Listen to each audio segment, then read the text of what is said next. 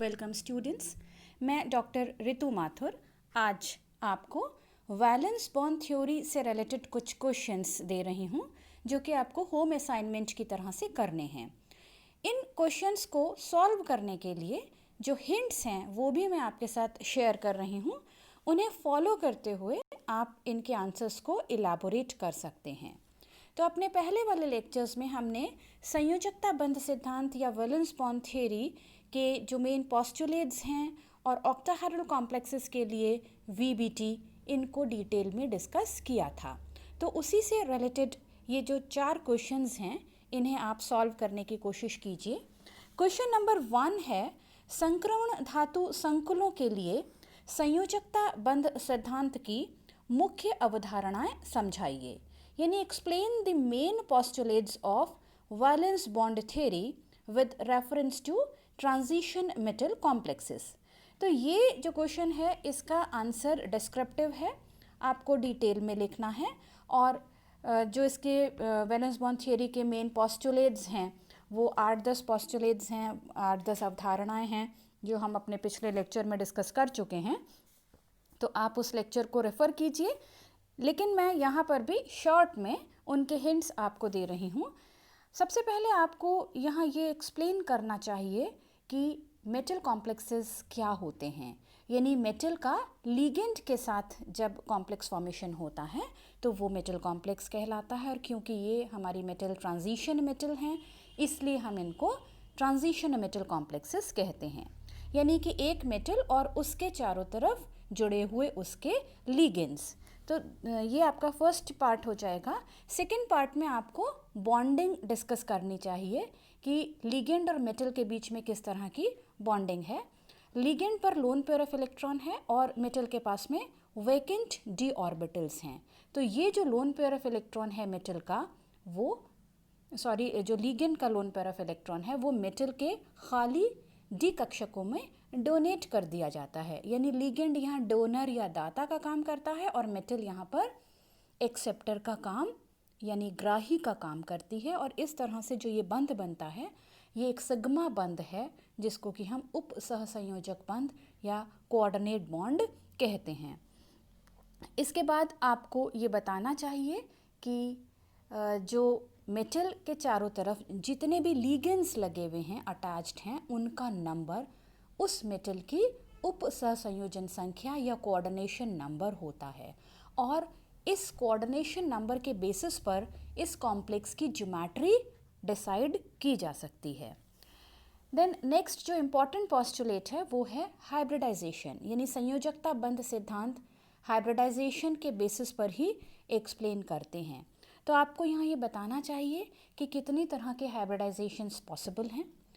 उन हाइब्रिडाइजेशन के बेसिस पर उस कॉम्प्लेक्स की यानी उस संकुल की क्या ज्यामिति हो सकती है। जैसा कि आपको पता है कि जो ट्रांजिशन मेटल कॉम्प्लेक्सेस हैं उनमें बेसिक जो हाइब्रिडाइजेशंस हैं वो क्या हो सकते हैं। जैसे DsP2 संकरण हो सकता है जिसमें कि कोऑर्डिनेशन नंबर 4 है और आपकी ज्यामिति होगी वर्गाकार समतलीय। इसी तरह से अगर आपका कोऑर्डिनेशन नंबर 4 है तब sp3 ज्यामिति भी संभव है और sp3 संकरण भी संभव है जिसमें कि ज्यामिति होगी आपकी टेट्राहेड्रल या चतुष्फलकीय। इसी तरह से D2sp3 संकरण या sp3d2 संकरण, यानी यहाँ कोऑर्डिनेशन नंबर 6 है, अगर अंदर वाले डी कक्षक काम में आते हैं तो आपको D2sp3 संकरण होगा, और अगर बाहर वाले डी कक्षक काम में आ रहे हैं तो sp3d2 संकरण होगा। ये आप डिटेल में पढ़ चुके हैं और मैं सिर्फ आपको यहाँ हिंट दे रही हूँ और आप इस बेसिस पर ज्योमेट्री डिस्कस कर सकते हैं।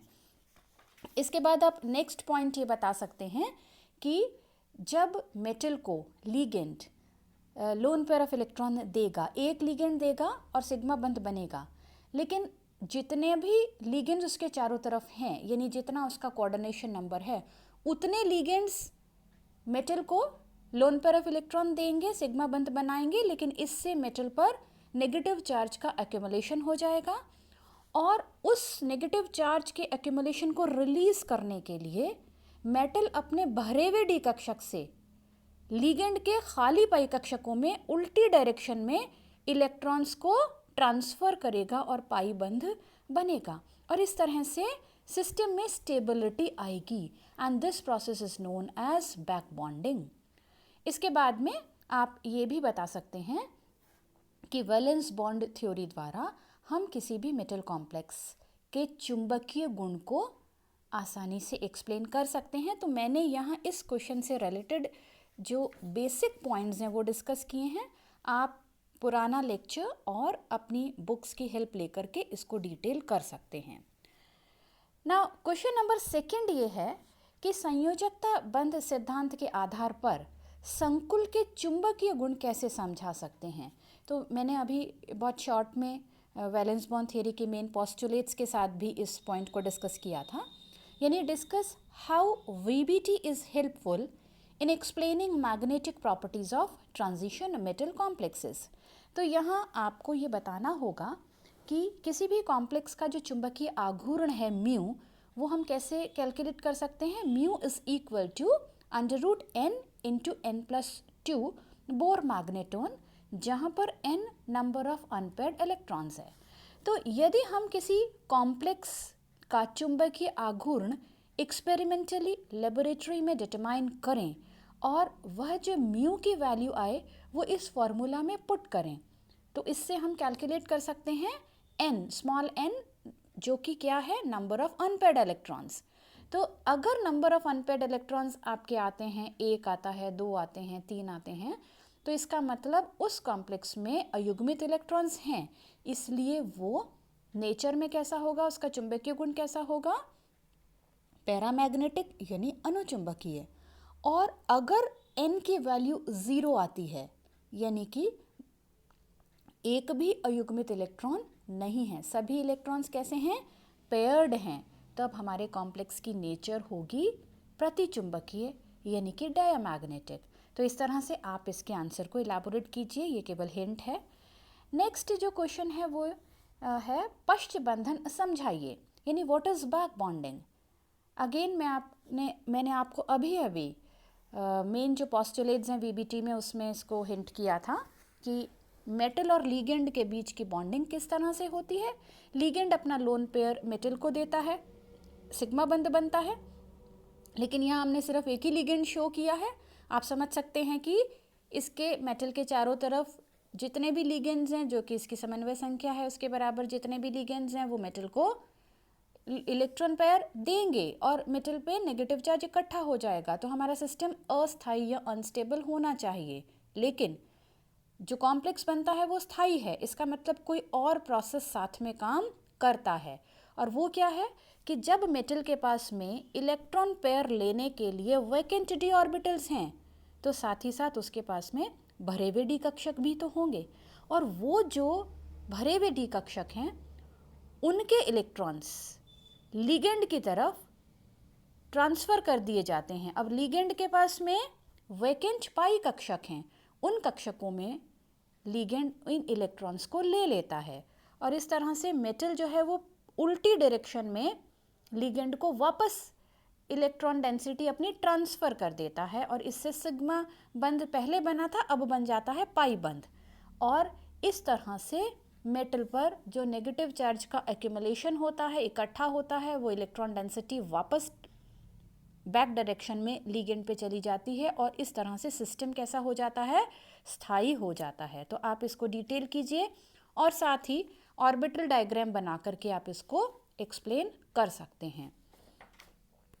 एंड जो लास्ट क्वेश्चन है आज के होम असाइनमेंट का, वो है कि बताइए कैसे D0, D1, D2 और D3 विन्यास वाले जो धातु आयन हैं, मतलब ऐसे मेटल आयन्स जिनका इलेक्ट्रॉनिक कॉन्फ़िगरेशन D0 है, यानी उसके D कक्षक में एक भी इलेक्ट्रॉन नहीं है, ऐसे मेटल आयन्स जिसमें एक इलेक्ट्रॉन है यानी D1 सिस्टम, ऐसे मेटल आयन्स जिसके इलेक्ट्रॉनिक कॉन्फ़िगरेशन D2 है, D कक्षकों में 2 इलेक्ट्रॉन्स हैं, या D3, D कक्षकों में 3 इलेक्ट्रॉन्स हैं, और अगर उसका कोऑर्डिनेशन नंबर 6 है तब हमेशा अष्टफलकीय संकुल ही बनते हैं। ऐसा क्यों होता है, यानी why metal ions in D0, D1, D2 and D3 configuration always form octahedral complexes. तो इसका जो हिंट है वो ये है कि हमें ये पता होगा कि ऑक्टाहेड्रल ज्योमेट्री के लिए जो रिक्वायर्ड हाइब्रिडाइजेशन है वो है D2sp3, यानी हमारे पास 2 D कक्षक खाली होने चाहिए, 1 S कक्षक खाली होना चाहिए और 3 P कक्षक खाली होने चाहिए। उसी स्थिति में D2sp3 संकरण होगा जिसमें अंदर वाले D कक्षक काम में आ रहे हैं और ये एक इनर ऑर्बिटल कॉम्प्लेक्स का एग्जाम्पल है। अब आप यहाँ एक चार्ट देख रहे हैं जिसमें कि विन्यास लिखा हुआ है D0, D1, D2, D3, फिर इनके एग्जाम्पल्स लिखे हुए हैं। मेटल आयंस कौन कौन से हैं, यानी कि स्कैंडियम +3 में D0 विन्यास है, टाइटेनियम +4 में, वेनेडियम +5 में, ये एग्जाम्पल्स हैं D0 विन्यास के, यानी कि इसमें एक भी D इलेक्ट्रॉन नहीं है। D1 का एग्जाम्पल है टाइटेनियम +3, D2 का एग्जाम्पल आपको दिख रहा है टाइटेनियम +2 और वेनेडियम +3, और D3 का मेटल आयंस का जो एग्जाम्पल है वो है वेनेडियम +2, क्रोमियम +3। वैसे मैं आपको फिर ये बता दूं कि हम ये चीज़ें पहले बहुत डिटेल में डिस्कस कर चुके हैं।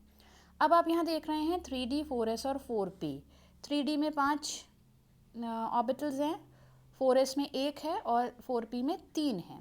अब आप देखिए कि D0 में सारे D कक्षक खाली हैं, तो हमें जो 2 वैकेंट D कक्षक चाहिए उसमें हमें कोई प्रॉब्लम नहीं है। इसी तरह से D1 विन्यास में भी, क्योंकि D ऑर्बिटल्स में एक ही इलेक्ट्रॉन है, हमें जो 2 D कक्षक खाली चाहिए यहाँ कोई प्रॉब्लम नहीं है। D2 में भी वही स्थिति है और D3 में क्या हुआ, 5 जो D कक्षक हैं उनमें से 3 में इलेक्ट्रॉन्स आ गए, इवन देन 2 D कक्षक खाली हैं। तो इन सभी विन्यास में हमें इलेक्ट्रॉन्स का किसी तरह का कोई रीअरेंजमेंट, रीशफलिंग नहीं करनी है और उस स्थिति में भी हमें 2 D कक्षक खाली मिल रहे हैं। तो अब 2 D कक्षक अंदर वाले यानी 3D वाले, 1 S कक्षक 4S से और 3 P कक्षक 4P से मिल करके और संकृत कक्षक बनाएंगे 6, जिसका कि संकरण होगा D2sp3, और इनके अंदर ये जो 6 संकृत कक्षक बने इनमें 6 लिगेंड्स अपने अपने लोन पेयर आसानी से डोनेट करेंगे और कॉम्प्लेक्स बन जाएगा। तो इस तरह से हम ये एक्सप्लेन कर सकते हैं कि D0, D1, D2 और D3 विन्यास वाले जो मेटल आयंस हैं वो क्यों हमेशा ऑक्टाहेड्रल और वो भी स्पेशली इनर ऑर्बिटल कॉम्प्लेक्स बनाते हैं। तो इस तरह से आप इनको डिटेल कीजिए, एलैबोरेट कीजिए इनके आंसर्स को, और इस तरह से हम VBT के इन क्वेश्चंस को बहुत आसानी से कर पाएंगे। Thank you.